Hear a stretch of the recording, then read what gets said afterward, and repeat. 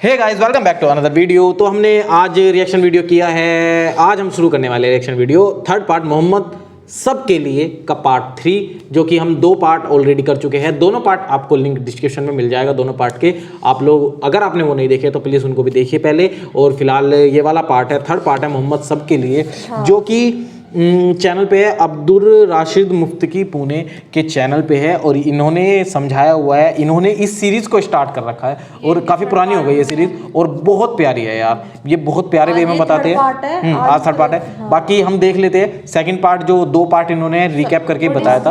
अच्छे लग रहे थे हमें, कहानी हमें थोड़ी सी याद है, कहाँ पे पहुँच रखे हैं हम, बाकी ये रिकैप में बता देते हैं। और दोनों पार्ट हमने जो रिएक्शन किया है आपको लिंक डिस्क्रिप्शन मिल जाएंगे। फिलहाल स्टार्ट कर लेते हैं इस वाली वीडियो को। और हाँ, अगर आपने हमारा न्यू चैनल नहीं देखा है तो डिस्क्रिप्शन में टॉप पे हमारा न्यू चैनल है मेकिंग ब्लॉपर्स, जिस पे 2 वीडियो पड़ी है। वीडियो की लिंक आपको डिस्क्रिप्शन मिल जाएगी, आप जाइए वीडियो को देखिए और सब्सक्राइब कीजिए। कमेंट करके बताना कैसा लगा है आपको वीडियो को। एंड फिलहाल इस वाली वीडियो को स्टार्ट कर लेते हैं। अस्सलाम वालेकुम दोस्तों, कैसे हो? उम्मीद है कि सब खैरियत से होंगे। अल्लाह आप लोगों को ऐसे ही खुश रखे। सरकार दो आलम सल्लल्लाहु अलैहि वसल्लम की जिंदगी पर बनने वाली वीडियो सीरीज का ये तीसरा हिस्सा है, यानी पार्ट 3 है। थोड़ा हम रिकैप कर लेते हैं कि हमने दूसरे हिस्से में क्या सुना, ताकि ये तीसरा हिस्सा हमें अच्छे से समझ में आए। हमने दूसरे हिस्से में सुना कि हजरत इस्माइल अलैहिस्सलाम की औलाद में कुसै बिन किलाब पैदा हुए। उन्होंने मक्का की तरक्की के लिए खूब काम किए और बड़े बड़े फैसले लिए। कुसै बिन किलाब के 4 बेटे थे। सबसे बड़े बेटे अब्दुद्दार और छोटे बेटे अब्द मुनाफ थे। कुसै बिन किलाब के बाद ये लोग काबा के ट्रस्टी बने।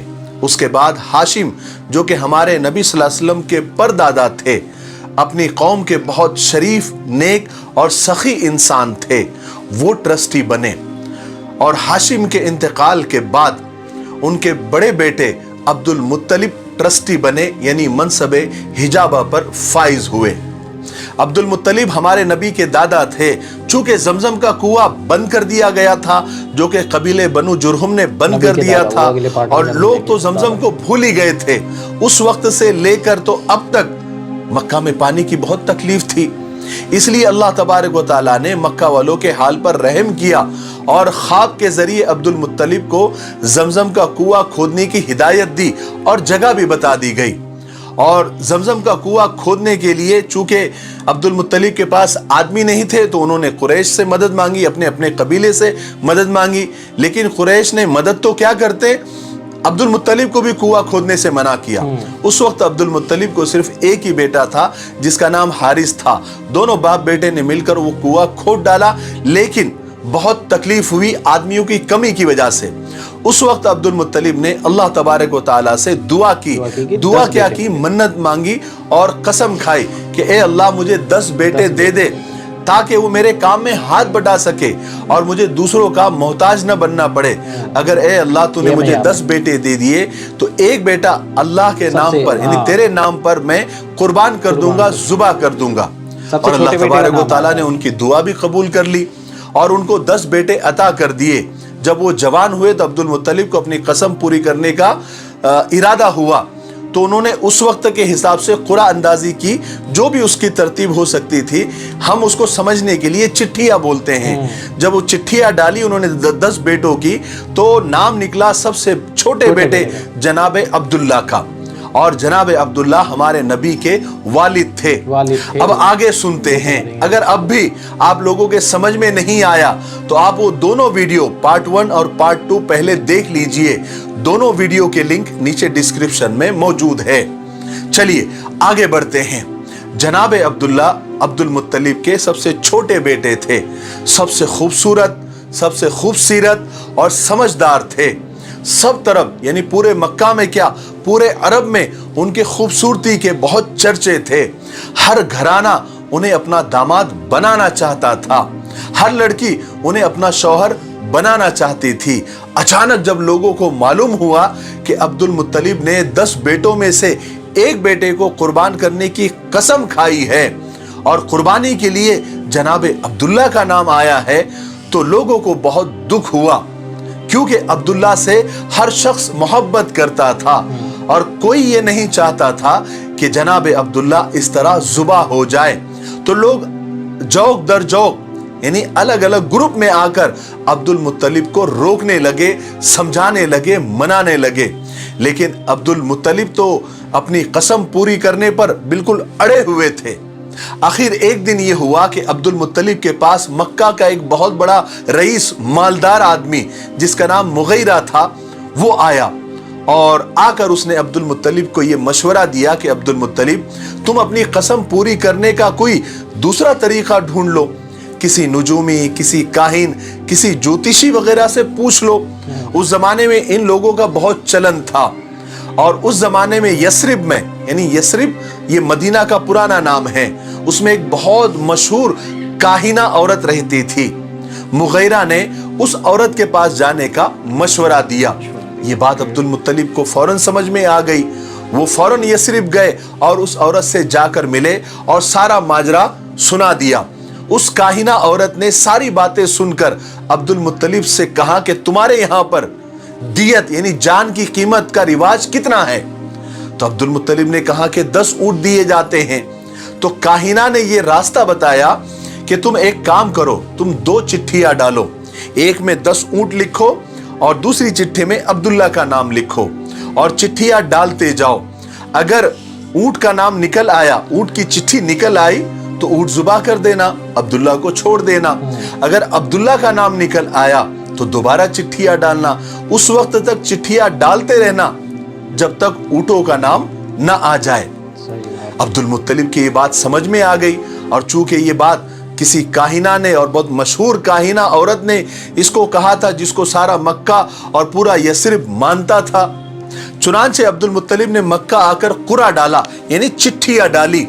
तो 10 बार जनाबे अब्दुल्ला का ही नाम निकला।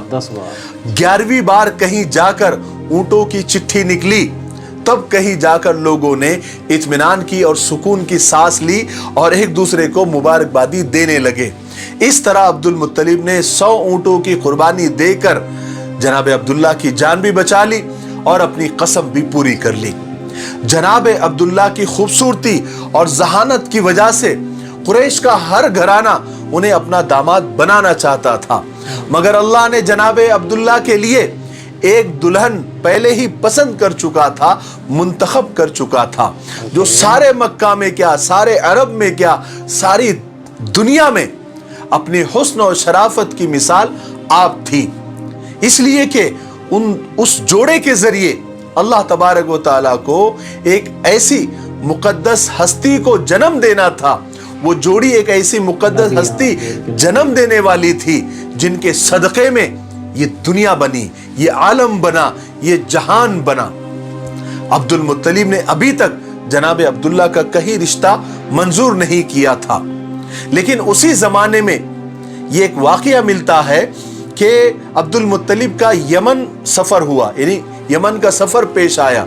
तो अब्दुल मुत्तलिब यमन गए और वहां पर जाने के बाद वो एक यहूदियों के बहुत बड़े आलिम के पास ठहरे।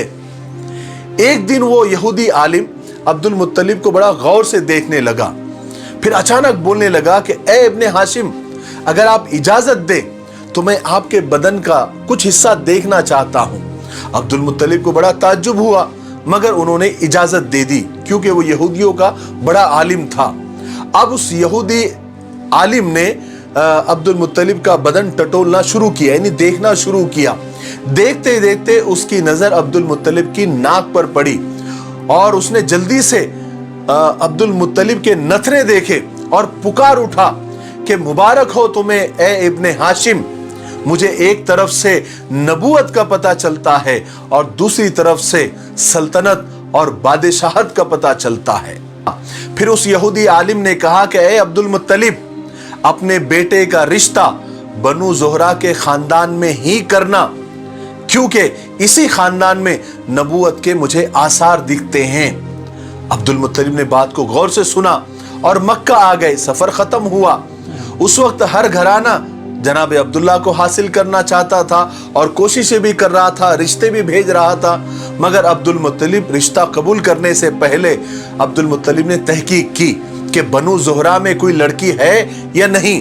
پھر انہیں پتا چلا کہ بنو زہرہ میں ایک لڑکی آمنہ ہے جو شادی کے لائق ہے اور جو وہب کی بیٹی ہے۔ انہوں نے فوراً جناب عبداللہ کے لیے رشتہ بھیجا۔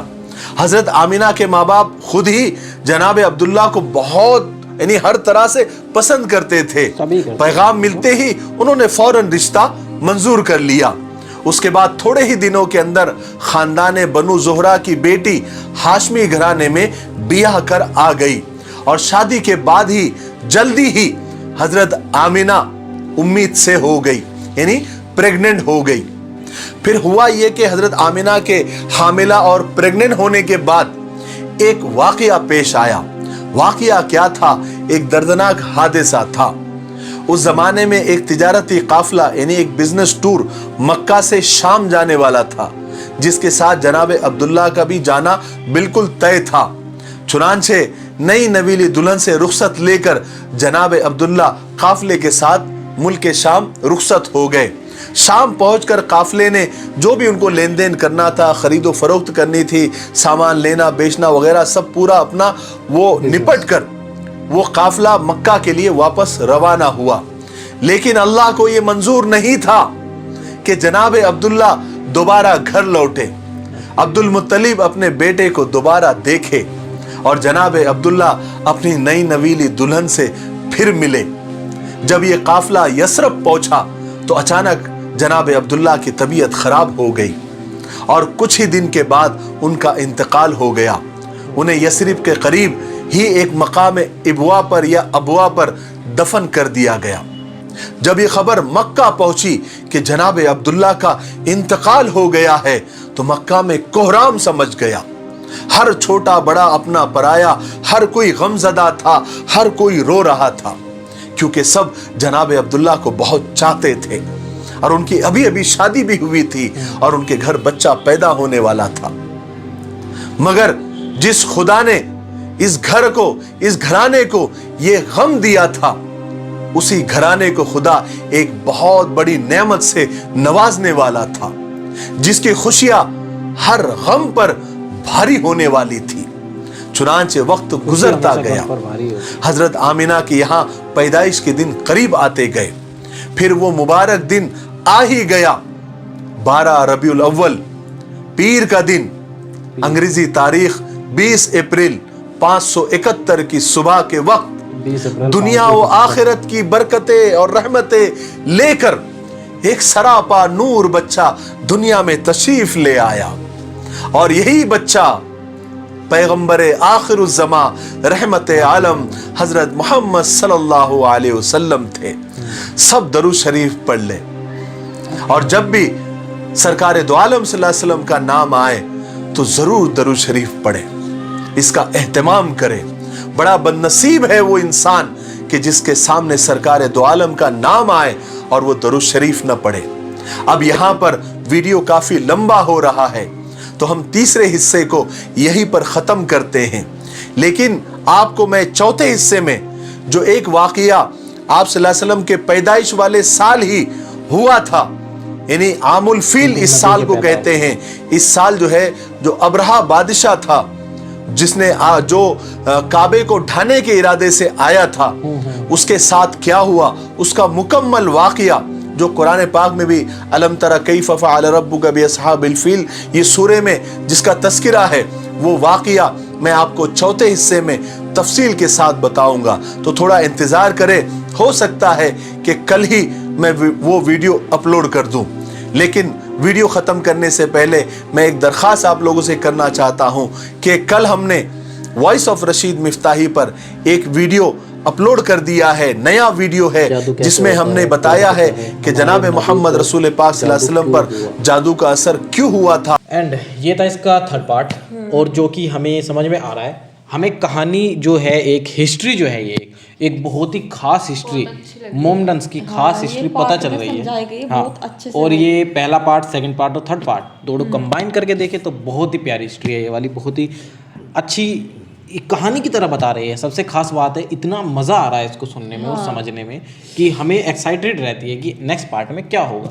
جیسے کہ اب انہوں نے کہا ہے کہ جو آپ کے آخری پیغمبر ہے، آخری نبی ہے، ان کا جنم ہوا ہے इस बार उनके फादर जो उनके वालिदैन हैं उनकी डेथ हो गई है, तो यहाँ तक की बात पहुँची है, यहाँ तक कि इस वाले पार्ट में यहाँ तक पहुँची है ये वाली कहानी। और इसके बाद जो फोर्थ पार्ट है वो हम देखते हैं, जल्द से जल्द करते हैं। वैसे तो इस वाली सीरीज़ को हम भी जल्द से जल्द कर रहे हैं, क्योंकि इसका थर्ड पार्ट कर दिया, हर दूसरे या तीसरे दिन हम इसका अगला नेक्स्ट पार्ट ले आते हैं, क्योंकि लंबे पार्ट है ये भी। वीडियो बहुत अच्छी लगी, वीडियो वो बहुत अच्छी थी। और बाकी आप लोग, हाँ आप लोग बताइए कि अब फोर्थ पार्ट से आप कितने एक्साइटेड हो फोर्थ पार्ट को देखने के लिए, क्योंकि जिसमें जो खास बात है, जो खास है कि हाँ जो खास है कि इनकी आखिरी जो पैगंबर है उनका जन्म हो चुका है, तो अब तो इंटरेस्ट बनना शुरू होगा मेरे हिसाब से। और आप लोग बताइए फोर्थ पार्ट से आपको क्या खास लगता है और आप क्या आगे होने वाला है, आप कमेंट कर दीजिए एक छोटी सी लाइन, तो हम देखते हैं कि फोर्थ पार्ट में आपको कितना याद है, अगर आपने ये वीडियो देखी है तो कितना क्या होने वाला है, तो आप कमेंट कर देना।